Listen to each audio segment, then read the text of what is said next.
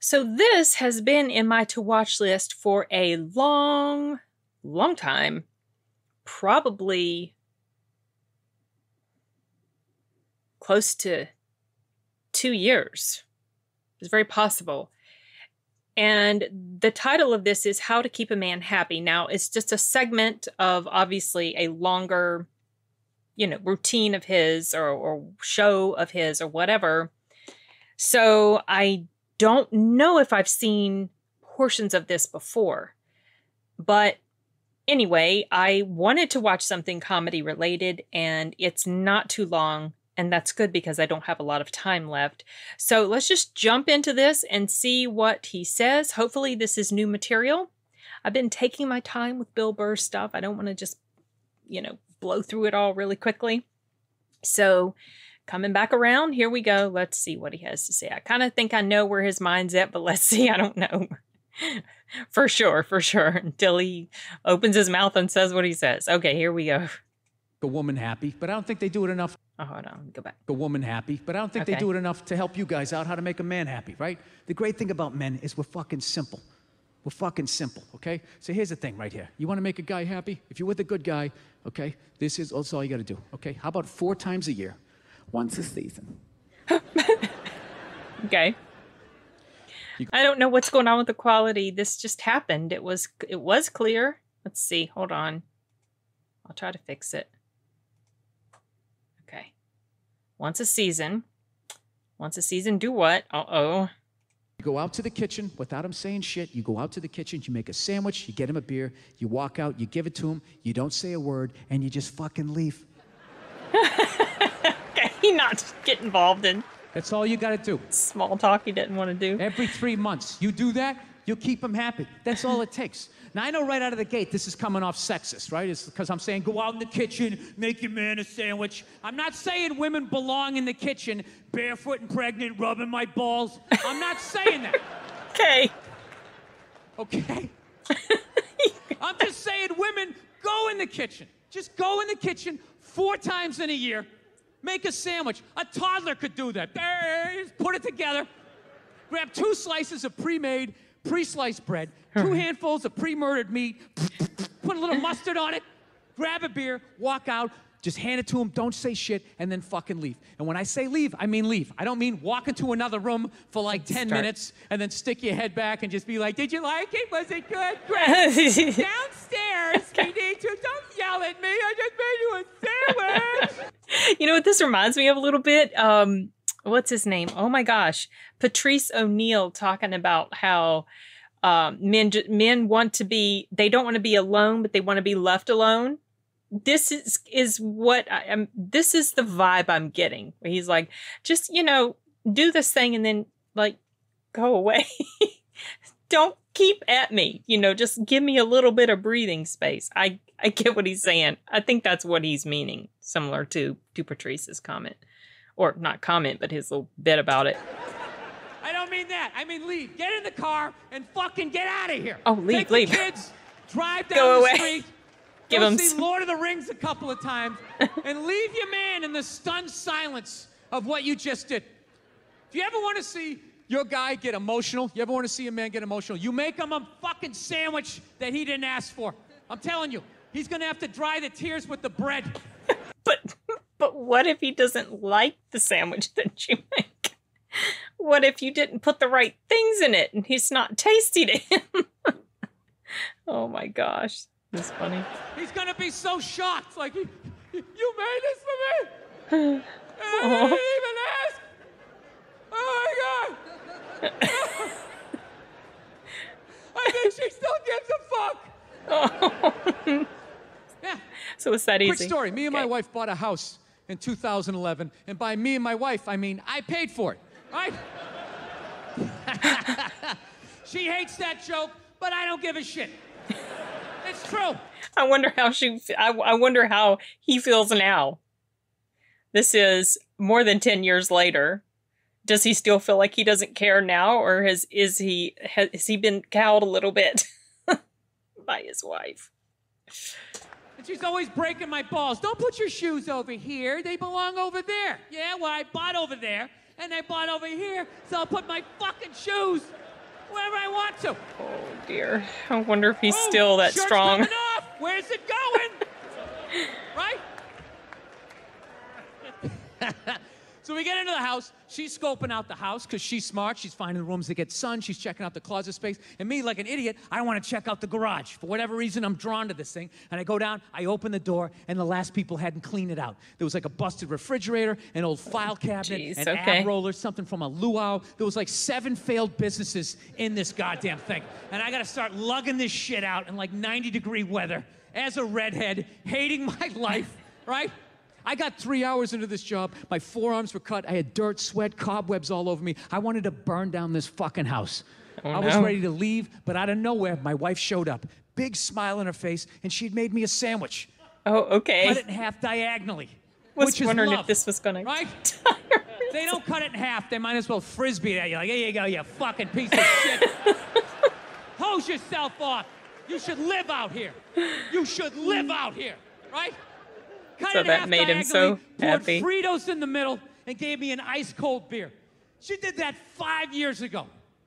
Do you know, to this day, every once in a while, I still think about that sandwich. Aww. It's unbelievable. It just pops in my head like this fond memory.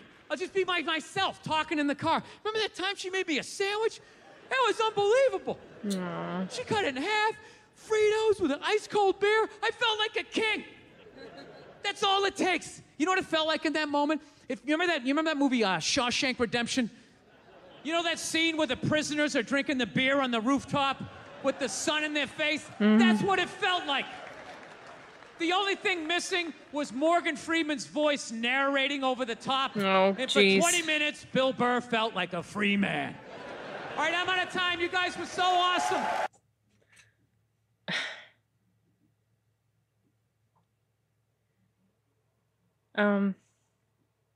I mean, he's done. Let me see. I don't think. Yeah, he's done. It's wrapping up. But parts of this are pretty funny. But as with one of the first videos I saw of his, this kind of makes me a little bit sad, you know, because. And yes, I know he's a comedian. I know, you know, comedians often, you know, they exaggerate things, but a lot of times, or most of the time, there's a grain of truth in it. And given his history with her, I believe it's probably the case. Maybe she's made him a sandwich since then after she saw this, but well, I've got things going on in my brain that I shouldn't really talk about, but yeah. I think a lot of times there's so much, like I think he was talking about at the very beginning. You know, there's all this focus on, you know, what a man can do to make a woman happy. And what I was getting ready to say is, a lot of times there is so much focus on that, so much attention paid to that. And I feel like in the process, the other side of the equation gets forgotten about. And yeah, you know, you see things like how to make a man happy in bed or stuff like that.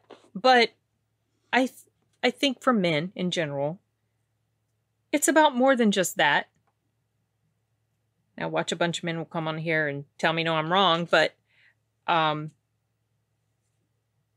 men want those gestures that show their loved one cares about them, just like a woman likes that. There's so much focus on it for women because I think maybe women feel so much more, maybe it's the way women, like for me, I don't, you know, like there's all this attention, a Valentine's Day for women and Mother's Day and do all these things for her birthday and all this sort of stuff. And the flowers and rings, and every woman wants a Bailey's box under the tree. No, she doesn't. Not every woman does. I don't give a fart about things like that. But little gestures that don't necessarily even cost anything financially, maybe a little bit of your time, you know, whatever. But a lot of times, those are the things that make your partner feel good. And, you know, if women, because I feel like, okay, so I've got this on my mind a lot because I've been obsessed with that song Running Up That Hill since I saw Stranger Things season 4. And because I like the song so much, I was really, as soon as I heard it, it just grabbed me. And the first scene they played it in was when Max is walking through the hallway at school. And so I looked it up, and I thought it was so interesting why she wrote this song. It was basically, okay, so it was basically about, not just why, but like, let's say the song is about her wish, or her, you know, like wanting for a man and a woman, men and women to trade, or a man and a woman to trade places and see things from the other person's perspective. And so a lot of times there is just such a hyper focus on what the woman thinks and feels, and you got to see things from her angle, and this and this and this, but we don't always put attention on maybe trying to see things the way a man does. Or if we do that, in general, like let's say society, when we do that, a lot of times it's done with the intent to demean and to snark about men and make fun of them, stuff like that. But honestly, if there could be more attempt, oh my gosh, I'm just like blah, blah, blah, blah. If there could be maybe more of an effort, a true effort on the part of, let's say, women to understand men, it seems to me like existing relationships would only benefit them. Because a lot of times marriages fall apart, couples, you know, they grow distant. They kind of stop caring about each other to the level that they did, or maybe one of them stops caring and the other one is, you know, left without, maybe still with feelings of affection, but those sentiments don't seem to be the same. And so, you know, you kill the love that used to be there when you ignore your partner in various ways. But I like the point that he's making here is that it doesn't take much, just a little gesture, just something to show you still care about them in the way that you used to during the honeymoon phase, that sort of thing. So, yeah. And now I want to go listen to that song again. All right. Well, whatever. This was a 4.5 minute video, or less than 5 minute video. And I think I probably talked about it for 10 or 15 minutes. Yeah. Okay. Well, I'm going to wrap this up. I have to take off. I will see you guys later. Adios.